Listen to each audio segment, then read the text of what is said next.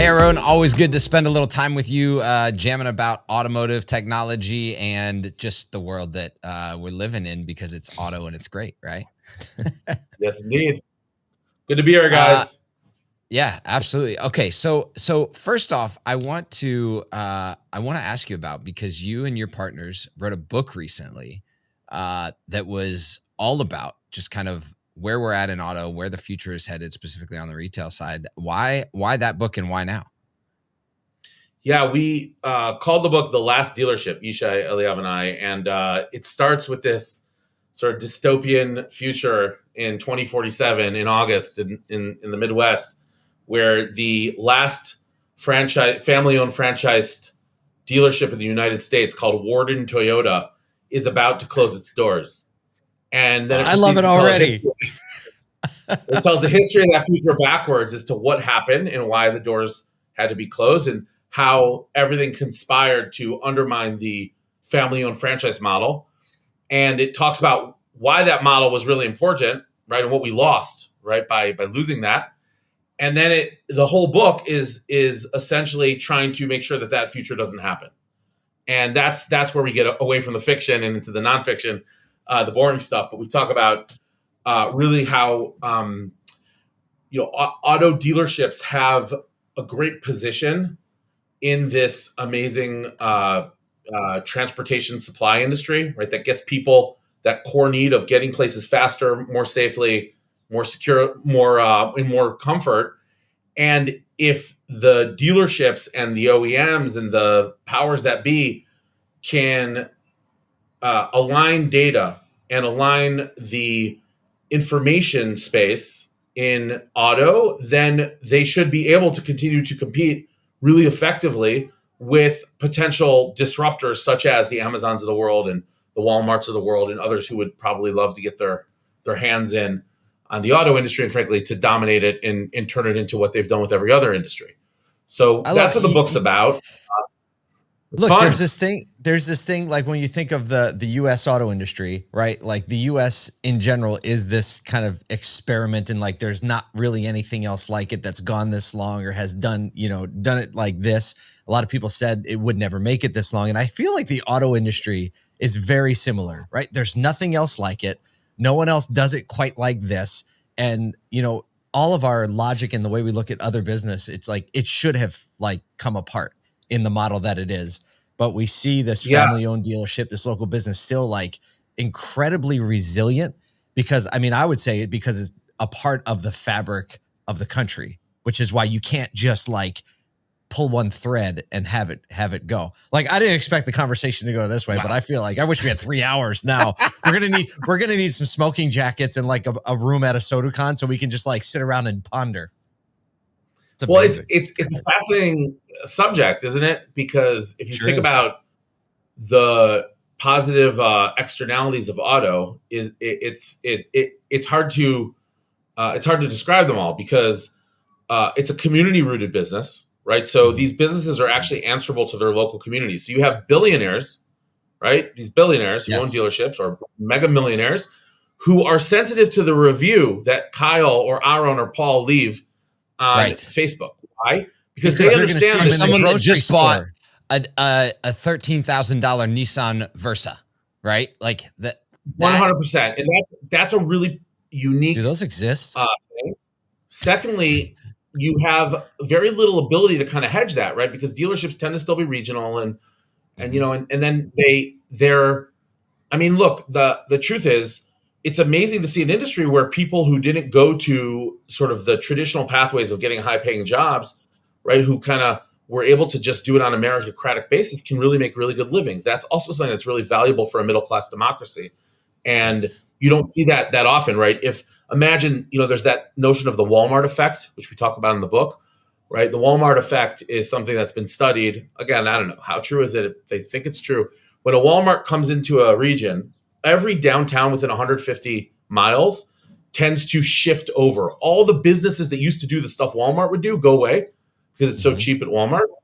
And other businesses come in, but it kind of kills the downtown. And I think that there's something really important for us to realize, that like this industry has created a nexus of accretive value to society. Again, there's also things that are challenging about it, right? And you think about the transportation model, but it's accretive value to society that would probably go away if you took away the family franchise model and you just let it to be run by, again, centralized operators Retail that don't really have automotive, a creative value to society. Like, put that on a print ad. You know what I mean? Yeah, we'll leave that to ASOTU. You guys will. I like it. I like it. All right. So obviously, anyone that has like a thing that they can see all the way to, whatever that is, like 22 years in the future, the idea, there's always a track back to what are we going to do today about it if our business is potentially impacted by that. And you guys have really been looking at the data model of auto, not just of Fullpath, but of auto, and saying,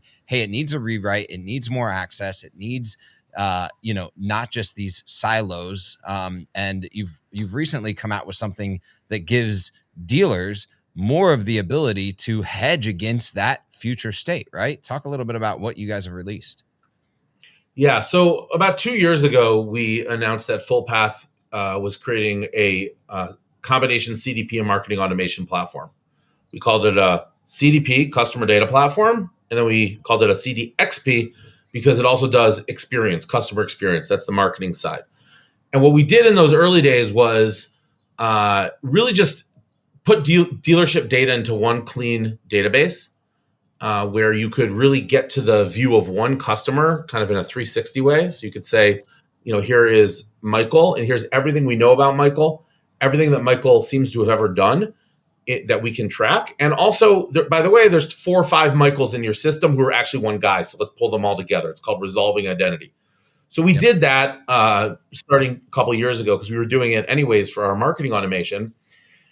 And over the past year and a half, we've really enriched and enhanced that. And today we released, meaning over the past month, we've released significant new capabilities for dealerships. They include the ability to, it sounds techie and nerdy, but build audiences. So query audiences. So you could say, show me anyone and everyone who's ever been on my website, maybe who hasn't even converted recently. Maybe they converted 7 years ago, right? But we know that because we pulled all the data into one picture. And they have positive equity, maybe, and they may have looked at a certain model VDP. And now I want that list, and I want to save that as an audience, okay?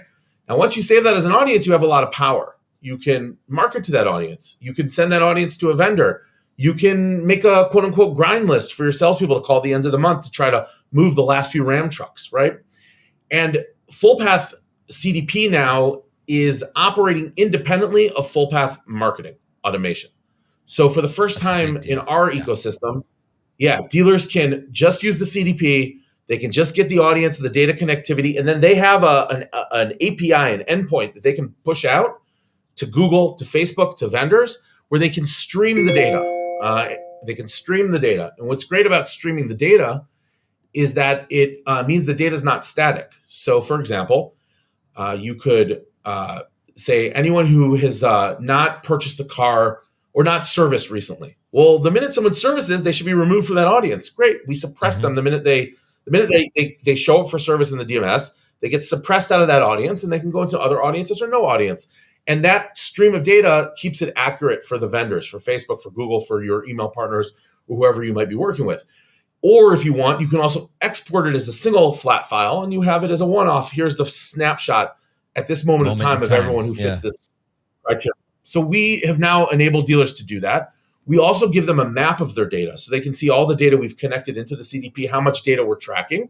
We give them suggested audiences so they don't have to do it from scratch. We also give them reports that, we're all trying as an industry to come up to speed on GA4, and it's challenging. The CDP allows you to do a lot of analytics and reports, and we build those in and bake those in. We also give them vehicle views where they can see a 360 picture on every vehicle, what price changes have happened over time, who's visited it over time.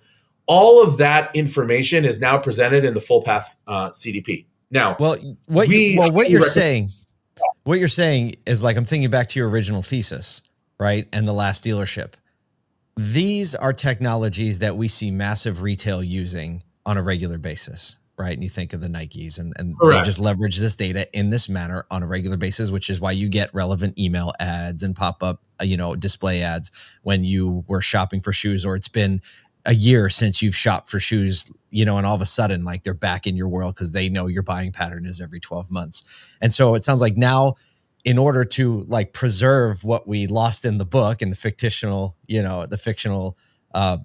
picture in your book, you're doing that on a dealer by dealer basis, right? You're putting that power in the hands of a local family owned dealership that, like, the big players in retail, Nike, are using, or maybe also like the big Publix or the big groups or the CarMaxes that might be leveraging this technology as well. So like, I'm like hearing you talk about all these things, and it's like you're just drawing a big circle around it, and you're like, see, we're this is our belief, and we're building technology that preserves the belief, which is pretty unique and special in this industry.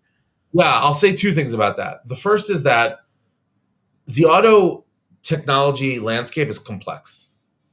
It's complex for a lot of reasons. It's complex because of how it evolved. When a gifting cookie company has the best contact list and then becomes a CRM and builds APIs over years, that's not the same as Salesforce.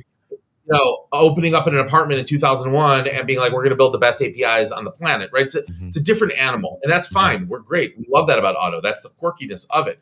But there is a trade-off, and Fullpath is going to announce, this may be the first time we're saying it, but we now have like 201 technology integrations, by which I mean not that the vendor has necessarily agreed to integrate with us, but we can read their data, we can extract their data, and if they're willing to, we can push them data back. So imagine a world where a chat, any chat, can accept data from our CDP, where when Kyle lands on the website, okay, we know it's Kyle. Why? Because we did a database join of his cookie, and we now know his history from 10 years back. I can tell them, hey, listen, here's 4 cars Kyle's probably going to be excited about. When you in the chat suggest cars, suggest these 4 first. Why? Because I know that there's a higher probability he's going to convert. Okay, that's what I'm talking about. That's the level that Amazon's working at. We need every dealership from CarMax down to a single point, in the middle of the country to be able to do that. And that's what the CDP allows. Now, the real power is when you pair it with our marketing automation platform, which is built into the CDP, but we're not forcing you to do that. So if you have another vendor you like, great, go work with them. That was the big move we made this year. Now, the second thing I'll say about this is that a lot of dealers they're chasing the siren song of non-automotive software. They believe that out there in the world, is a CDP that is going to be integrated, or a big BI tool with a CDP that's going to be integrated easily into Dealer Socket and eLeads and Ray and CDK and CarChat 24, and it's not going to happen. It's really, really difficult to create those integrations. And I highly recommend that dealers, before they go and spend a significant amount of time and money on these non-auto products, that they do look at the ones that are coming out of the industry, because all of us are coming from the same sort of genre of that outside vendor. And yet we've been doing the dirty, difficult work of wiring up and building the connectors to the auto software.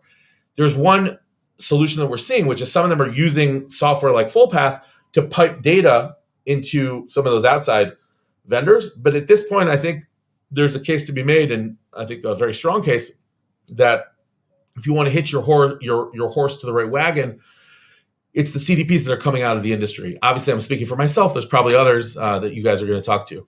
But those two things are really important points, that suddenly the CDP now is a standalone. It works, and it integrates lots of data.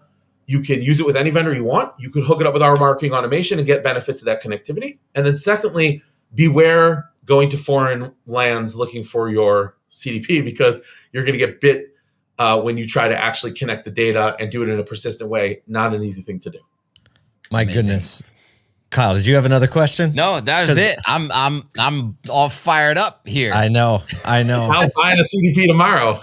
It's unbelievable. Aharon, look, I think it's very special and unique that we have someone, not that believes in what they're building or believes in a greater thesis, and they see where their thing that they're building plugs into that, but I think it's someone who is able to articulate it as well as you and Fullpath has. And I just want to thank you for that, because I think it's a massive contributor to the industry, not just the technology, but also the ability to articulate why. That's what we're about here. It definitely is a more than cars perspective on the industry. So thanks for sharing some time with us today. Thanks for sharing your insight and technology with us. And I can't wait to read the book. And I'm going to read it before Kyle. I'm going to promise you that right now. Amazing. I'm glad to hear that. Thank you, guys. It's so great to spend time with you and to feel like we're together driving the industry forward.